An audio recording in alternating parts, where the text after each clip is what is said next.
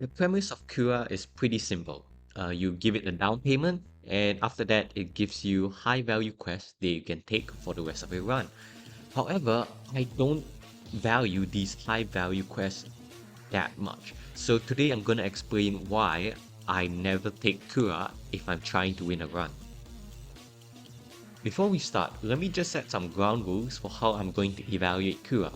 So I'm assuming we're playing on hard extreme and that we're trying to win as many runs as possible without losing. I'm also assuming that the early sectors are the most dangerous, namely sector 2 and 3, and if you need an explanation for why this is the case, you can check out my other recent video that I posted on why the early game is the most dangerous. So with that in mind, my main question is Cura going to give us an investment return by sector 2 or sector 3 at the latest? Now, Cura is an investment. I'm not going to compare it to something like hacking or shield upgrade because it's different. It's an investment, not an instant security measure. However, with that in mind, I still want it to give me a profit by sector 2 or sector 3 because those are the times when I need the scrap the most.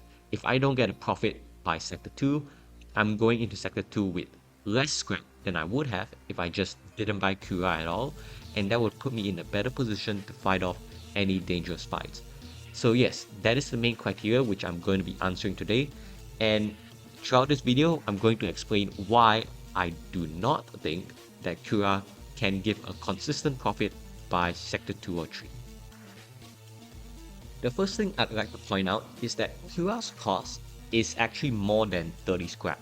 The reason why is because by going to the Cura beacon to accept the task, you actually forfeit the chance of going to another beacon. So if I didn't go to this Cura beacon, for example, I could go to this supply beacon or this ship detector beacon where I could get a fight.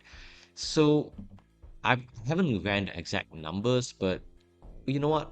Let's just say on average, you get 15 scrap a beacon.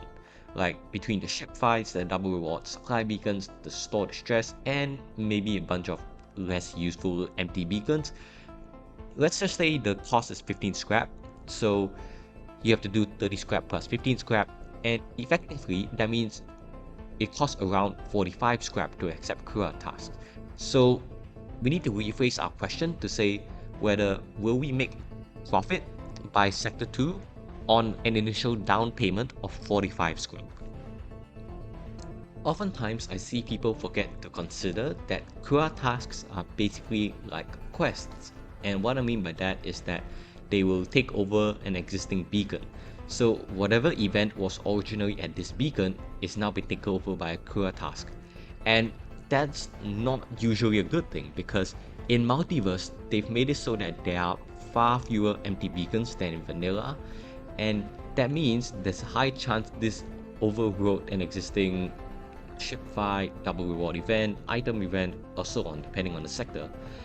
And that means that when you get a double reward from Cura, your bonus is actually more like a single reward.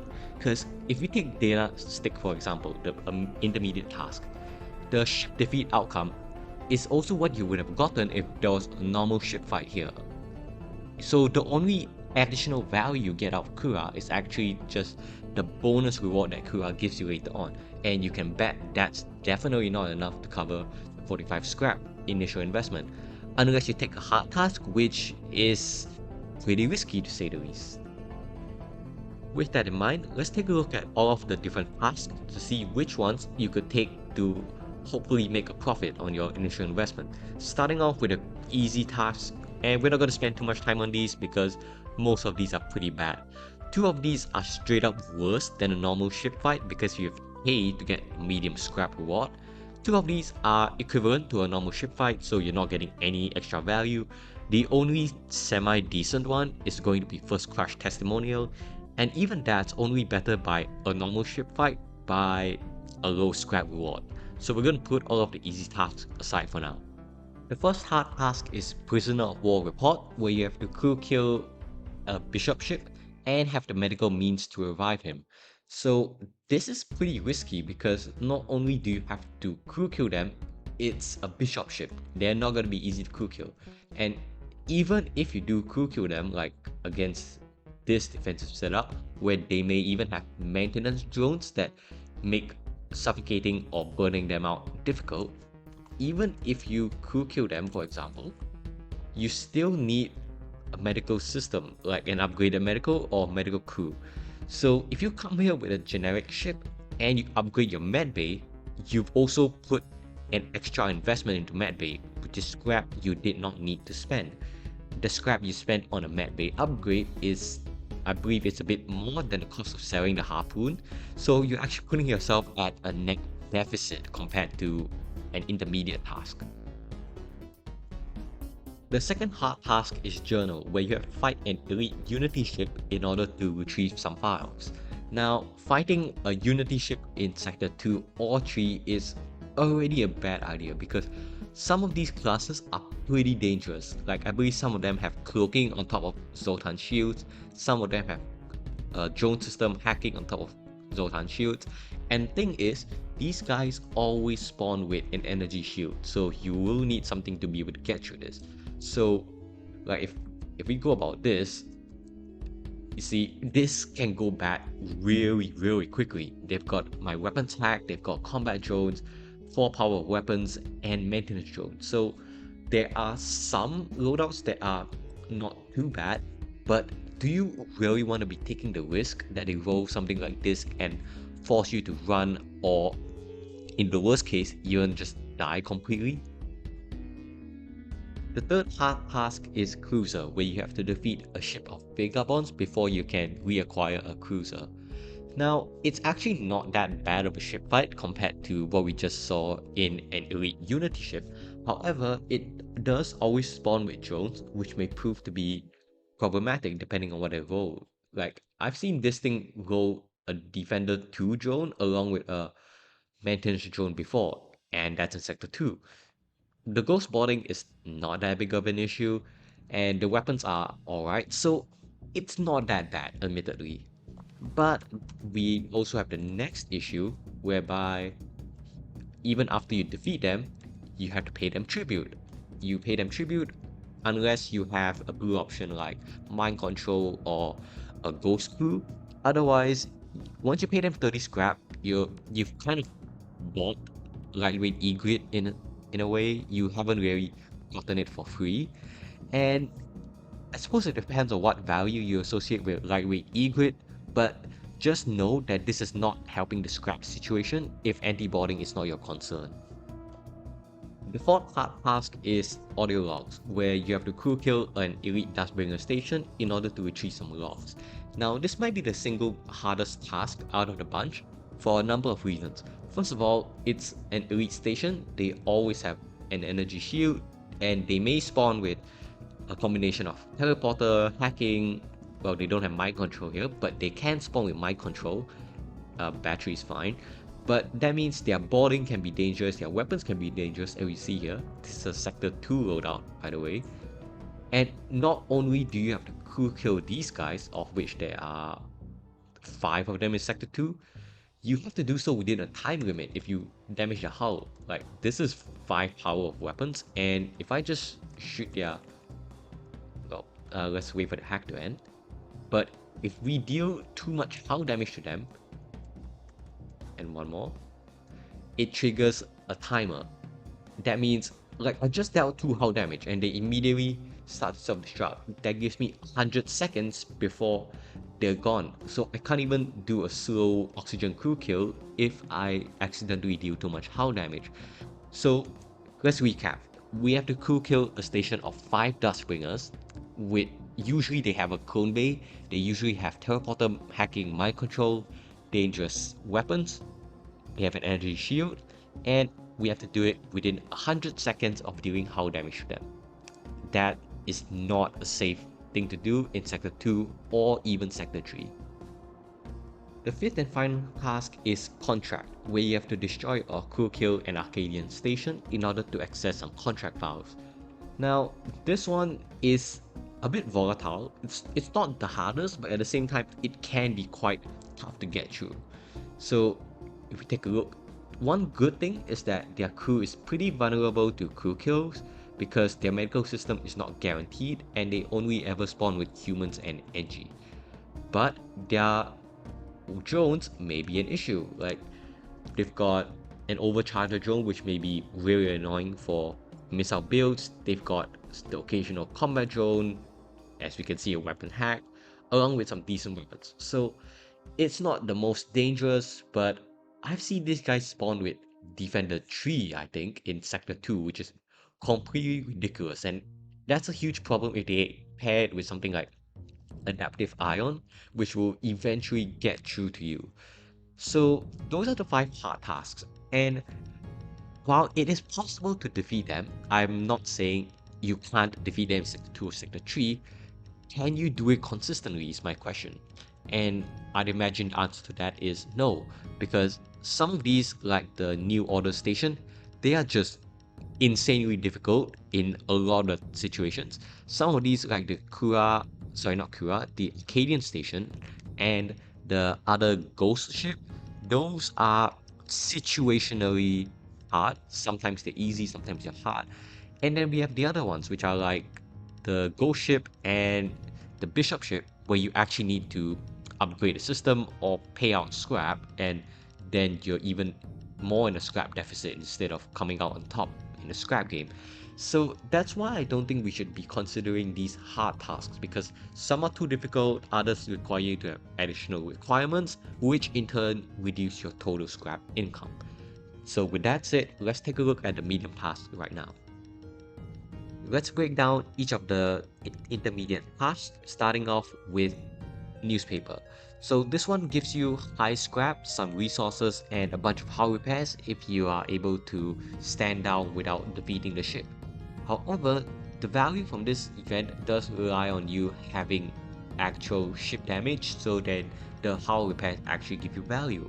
Otherwise, this beacon really only gives you a high scrap reward, which isn't that much more than a medium scrap reward that you would have gotten from fighting a normal ship at this beacon, and it's definitely not enough to cover the initial 45 scrap down payment, so this one is a no-go. Next up is photograph collection.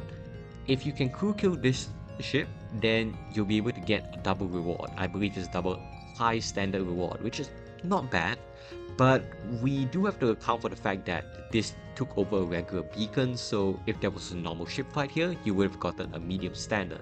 So after subtracting that, we're left with around 1 high scrap and a little more.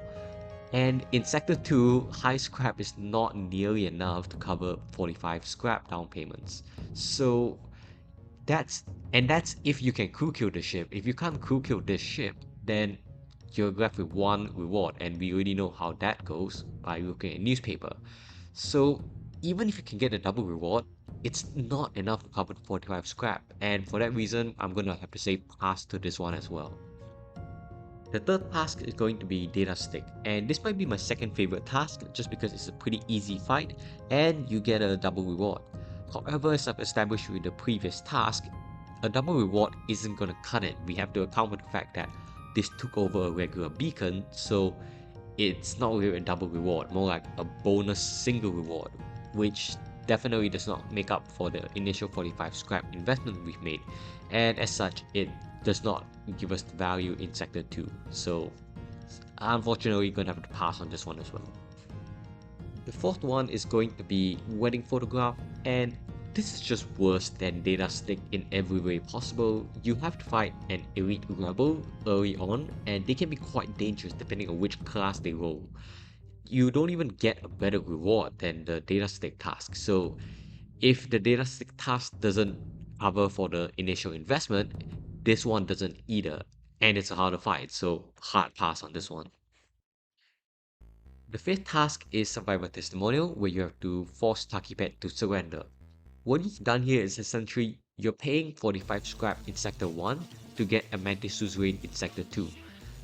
The ship defeat reward is kind of the same as if you have just defeated the ship that would have been here if you didn't get the task. So we're just looking at the crew right here. Now, a Mantis Suzerain sounds nice to have, but if you look at the most dangerous renegades that I've shown in Sector 2 in my Why Early Fights Are Dangerous video, you'll notice that not only do a bunch of them have mind control, but most of their offense relies on weapons and drones being a really deadly combo.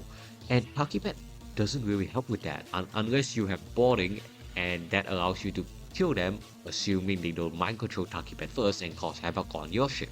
So there's a lot of different factors right here that make it so that just having a Mantis Suzerain doesn't really fully address these imminent threats in Sector 2 and Sector 3. And that's not to say Takipe is all that bad though, because there are some ships like Vanilla NGB where your main weakness is just not having good anti-boarding capabilities. Then yeah, Takipad's pretty good in this situation, but on 90% of other ships, I would just prefer the raw scrap. So for that reason, I usually pass this quest as well. And finally, I've saved best for last, we've got Will. This is probably the only task that you can consistently beat in Sector 2. Well, not all the time, but pretty consistently compared to some of the hard tasks, and it actually pays off for the initial investment. And that's because the reward is just insane, and this is post-nerf by the way. So you can defeat it, well, minus the manager drone that usually isn't there, but you get a sentry, and this actually is nerfed. Like, it used to be a random weapon, and that could be really good because you could get an Artemis, and that just helps your offense out immensely. Now it's a sentry, which is okay, I guess you can still sell it for 25 scrap, and you also get Cura's reward. So all that combined, yeah, that definitely makes up for the 45 scrap that you paid for initially. So I've got nothing bad to say about Will, apart from I guess if you care about notoriety, but that's not really the focus here. So that's all of the intermediate tasks. And after all that, you could see that Will is the only one that will consistently pay off for the initial 45 scrap investment. And that's a problem because you are not going to get Will every single time. Because when you go for a task in hyperspace, or rather hyperspeed, you only get to see one task for each difficulty. That means out of the 6 intermediate tasks, there's only a 1 in 6 chance you get to see Will, and that you get to take it and fight it in Sector 2 and profit. In all the other cases, you're actually still behind. You have not made back your 45 scrap. So that's one of the big issues with these tasks in general, because easy tasks don't give you enough profit, hard tasks are too risky to take early on, intermediate tasks, only one of them actually consistently gives you a profit. Most of Cura's issues are also somewhat similar to the issues that normal quests have, and that is how they are generated.